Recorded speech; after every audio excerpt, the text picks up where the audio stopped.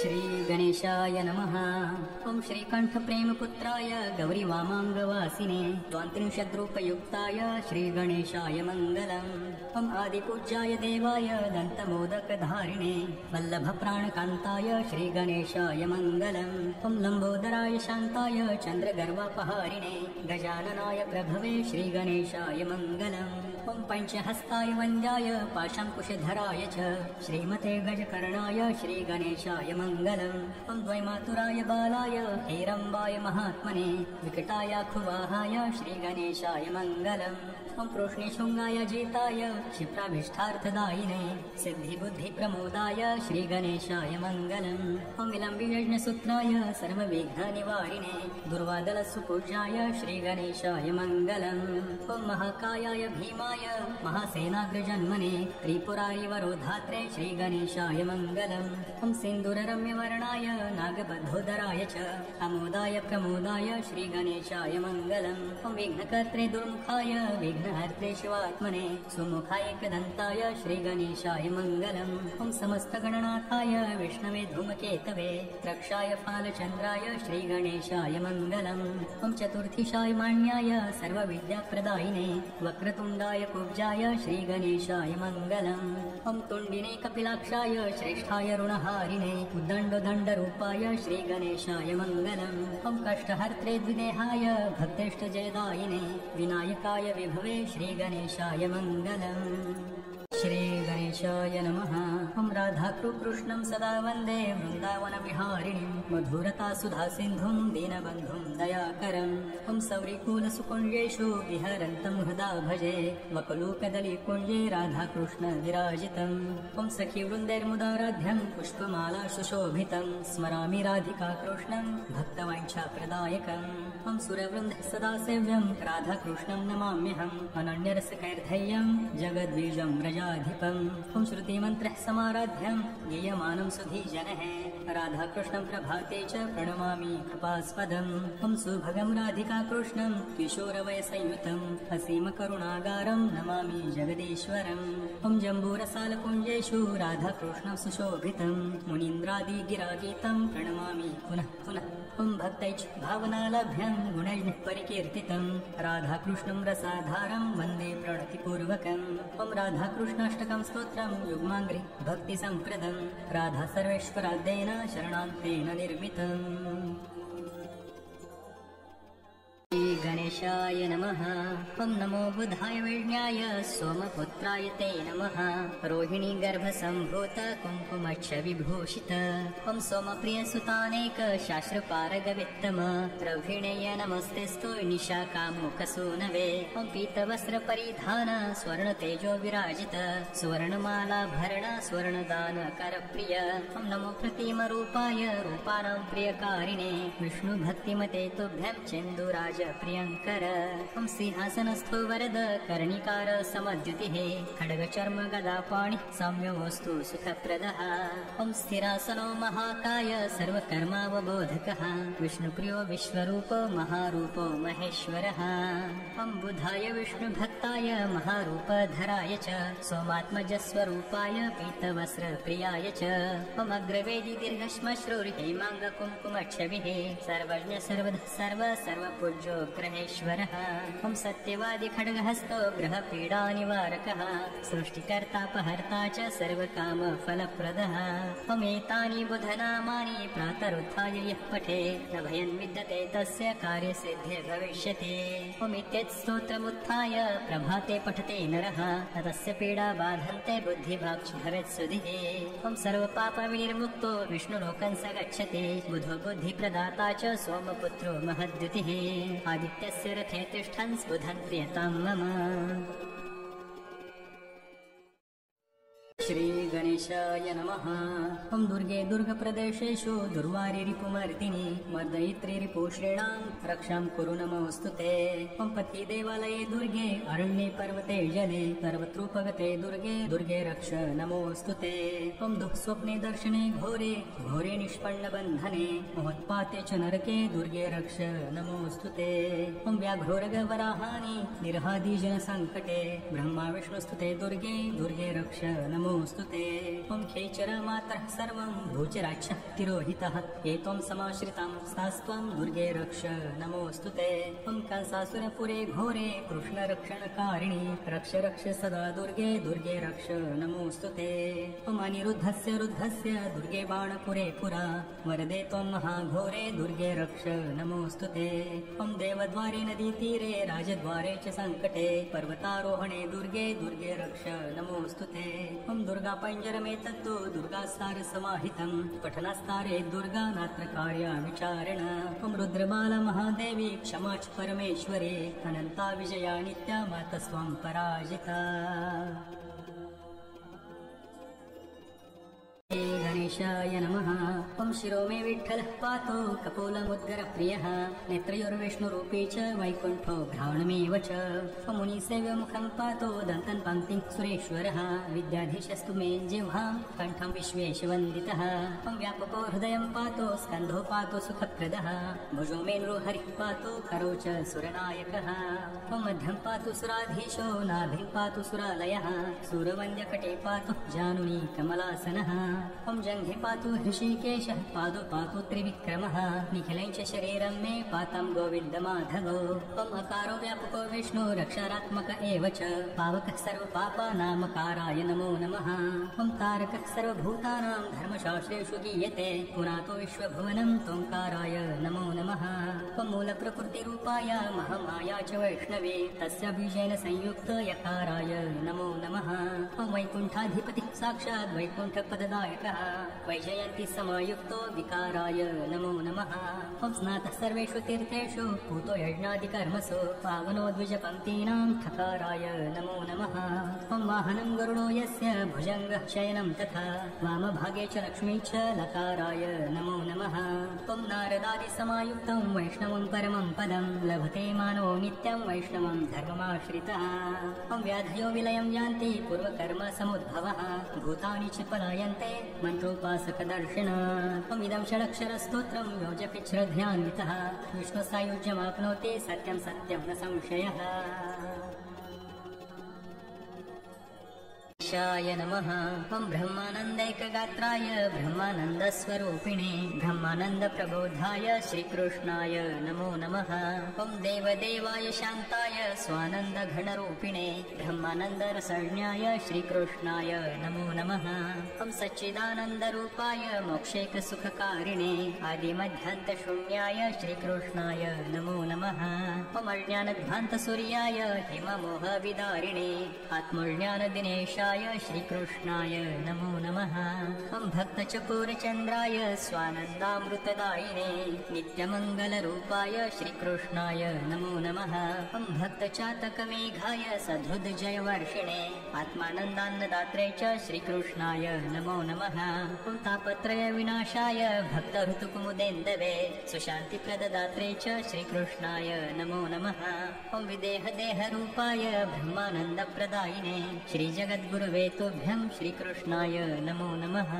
ॐ श्रीधरेण कृतं स्तोत्रं श्रीकृष्णजननोत्सवे पठतां शृण्वतां नित्यं मोक्षश्रीवरदायिनी। श्रीगणेशाय नमः। ॐ गणाक्रीडो नेत्रयुग्मं नासायां गणनायकः गणक्रीडान्वितः पातु वदने सर्वसिद्धये। ॐ जिह्वायां सुमुखः पातु ग्रीवायां दुर्मुखः सदा विघ्नेशो हृदये पातु विश्वनाथश्च वक्षसि। ॐ गणानां नायकः पातु बाहुयुग्मं सदा मम विघ्नकर्ता च योदरे विघ्नहर्ता च लिङ्गके। ॐ गजवक्त्रः कटिदेशे एकदन्तो नितम्बके लम्बोदरः सदा पातु वैद्यदेशे ममारुणः। ॐ व्यालयज्ञोपवीतिं मां पातु पादयुगे सदा जापकः सर्वदा पातु जानुजङ्घे गणाधिपः। ॐ हरिद्रः सर्वदा पातु सर्वाङ्गे गणनायकः व्यायिनां प्रपठे नित्यं गणेशस्य महेश्वरी।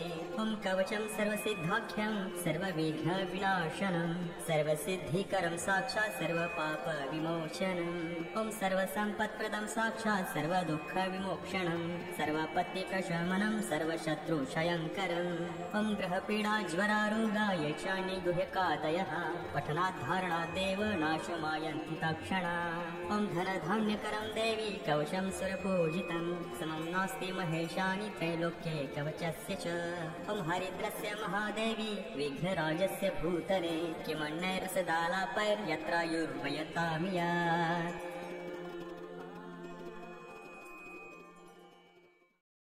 श्री गणेशाय नमः।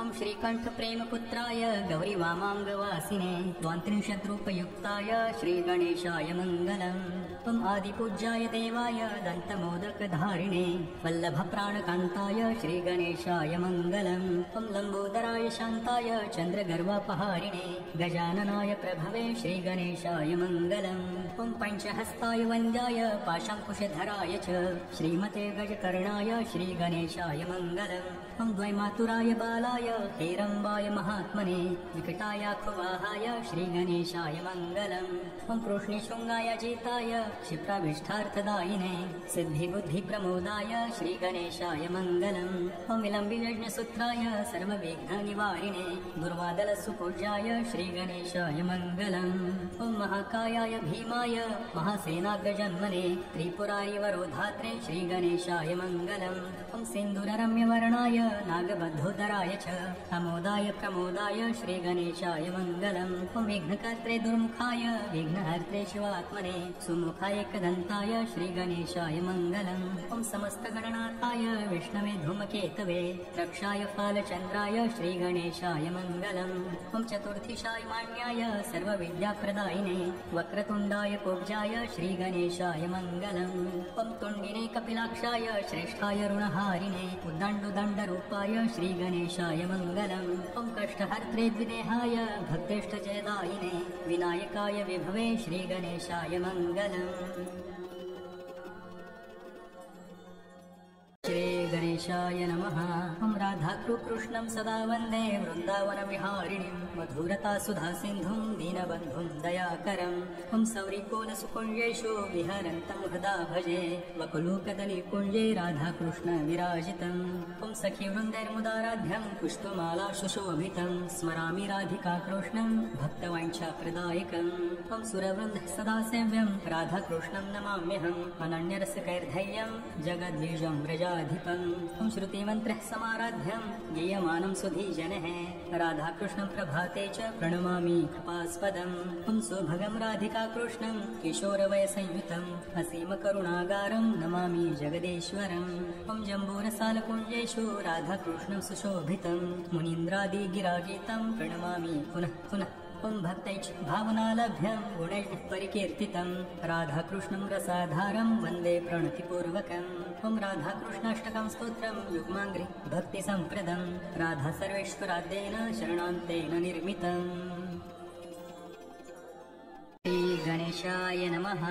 ॐ नमो बुधाय विज्ञाय सोमपुत्राय ते नमः रोहिणी गर्भसम्भूत कुङ्कुमच्छ विभूषित ॐ सोमप्रियसुतानेक शास्त्रपारगवित्तम रविणेय नमस्तेस्तु निशाकामुकसूनवे ॐ पीतवस्त्रपरिधान स्वर्णतेजो विराजित सुवर्णमालाभरण स्वर्णदानकरप्रिय ॐ नमो प्रतिमरूपाय रूपाणां प्रियकारिणे विष्णुभक्तिमते तुभ्यं चेन्दुराज प्रियङ्कर ॐ सिंहासनस्थो वरद कर्णिकार समद्युतिः खड्गचर्म गदापाणि संयोस्तु सुखप्रदः ॐ स्थिरासनो महाकाय सर्वकर्मावबोधकः विष्णुप्रियो विश्वरूपो महारूपो महेश्वरः ॐ बुधाय विष्णुभक्ताय महारूपधराय च सोमात्मजस्वरूपाय पीतवस्त्रप्रियाय च ॐ अग्रवेदि दीर्घश्मश्रुर्हेमाङ्गकुङ्कुमच्छविः सर्वज्ञ सर्वधः सर्वपूज्यो ग्रहेश्वरः ॐ सत्यवादि खड्गहस्तो ग्रहपीडानिवारकः परः सृष्टिकर्तापहर्ता च सर्वकामफलप्रदः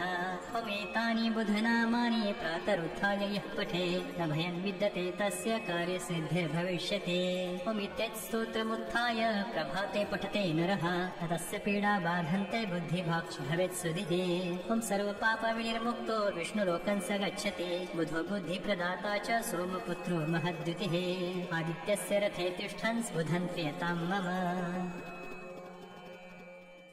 श्री गणेशाय नमः।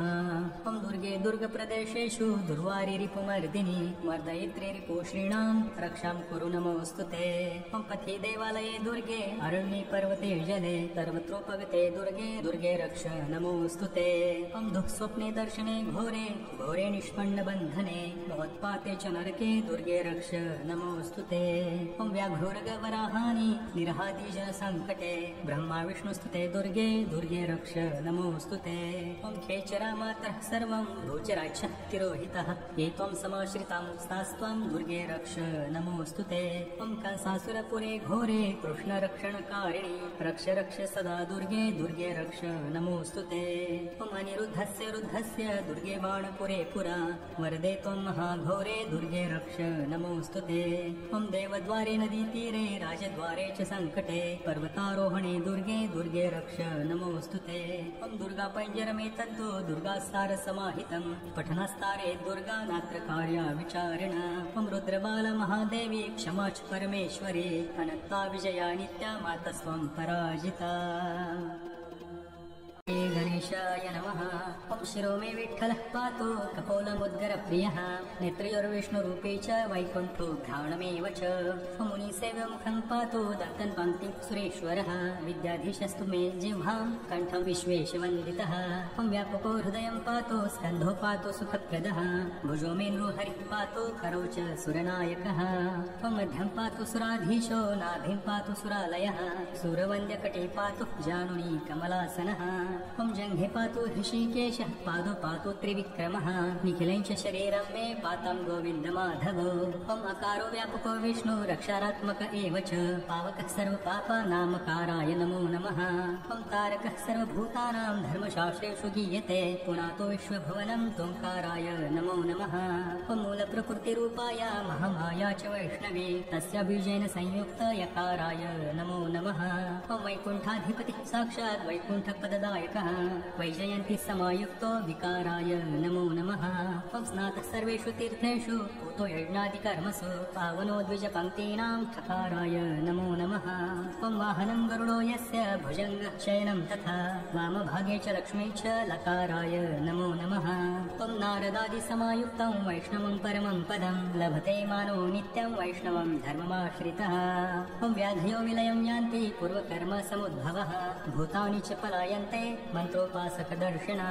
ॐ इदं षडक्षरस्तोत्रं यो जपि श्रद्धयान्वितः विश्वसायुज्यमाप्नोति सत्यं सत्यं न संशयः। श्री गणेशाय नमः। ॐ ब्रह्मानन्दैकगात्राय ब्रह्मानन्दस्वरूपिणे ब्रह्मानन्दप्रबोधाय श्रीकृष्णाय नमो नमः। ॐ देवदेवाय शान्ताय स्वानन्दघनरूपिणे ब्रह्मानन्दरसज्ञाय श्रीकृष्णाय नमो नमः। ॐ सच्चिदानन्दरूपाय मोक्षैकसुखकारिणे आदिमध्यान्तशून्याय श्रीकृष्णाय नमो नमः। ॐ अज्ञानध्वान्तसूर्याय हिममोहविदारिणे आत्मज्ञानदिनेशाय श्रीकृष्णाय नमो नमः। ॐ भक्तचकोरचन्द्राय स्वानन्दामृतदायिने नित्यमङ्गलरूपाय श्रीकृष्णाय नमो नमः। ॐ भक्तचातकमेघाय सद्वदजयवर्षिणे आत्मानन्दान्नदात्रे च श्रीकृष्णाय नमो नमः। ॐ तापत्रयविनाशाय भक्तहृतकुमुदेन्दवे सुशान्तिप्रददात्रे च श्रीकृष्णाय नमो नमः। ॐ विदेहदेहरूपाय ब्रह्मानन्दप्रदायिने श्रीजगद्गुरवे तुभ्यं श्रीकृष्णाय नमो नमः। ॐ श्रीधरेण कृतं स्तोत्रं श्रीकृष्णजननोत्सवे पठितां शृण्वतां नित्यं मोक्षश्रीवरदायिनी। श्री श्रीगणेशाय नमः। ॐ गणाक्रीडो नेत्रयुग्मं नासायं गणनायकः गणक्रीडान्वितः पातु वदने सर्वसिद्धये। ॐ जिह्वायां सुमुखः पातु ग्रीवायां दुर्मुखः सदा विघ्नेशो हृदये पातु विश्वनाथश्च वक्षसे। ॐ गणानां नायकः पातु बाहुयुग्मं सदा मम विघ्नकर्ता च ह्योदरे विघ्नहर्ता च लिङ्गके। ॐ गजवक्त्रः कटिदेशे एकदन्तो नितम्बके लम्बोदरः सदा पातु वैद्यदेशे ममारुणः। ॐ व्यालयज्ञोपवीतिं मां पातु पादयुगे सदा जापकः सर्वदा पातु जानुजङ्घे गणाधिपः। ॐ हरिद्रः सर्वदा पातु सर्वाङ्गे गणनायकः य इदं प्रपठे नित्यं गणेशस्य महेश्वरे। ॐ कवचं सर्वसिद्धाख्यं सर्वविघ्नविनाशनं सर्वसिद्धिकरं साक्षात् सर्वपापविमोचनम्। ॐ सर्वसम्पत्प्रदं साक्षात् सर्वदुःखविमोक्षणं सर्वापत्तिप्रशमनं सर्वशत्रुक्षयङ्करम्। ॐ ग्रहपीडाज्वरारोगा ये चान्यगुह्यकादयः पठनाद्धारणाद्देव नाशमायन्ति तत्क्षणा। ॐ धनधान्यकरं देवी कवचं सुरपूजितं समं नास्ति महेशानि त्रैलोक्ये कवचस्य च। ॐ हरिद्रस्य महादेवी विघ्नराजस्य भूतले किमन्नैर्सदालापैर्यत्रायुर्वयतामिया।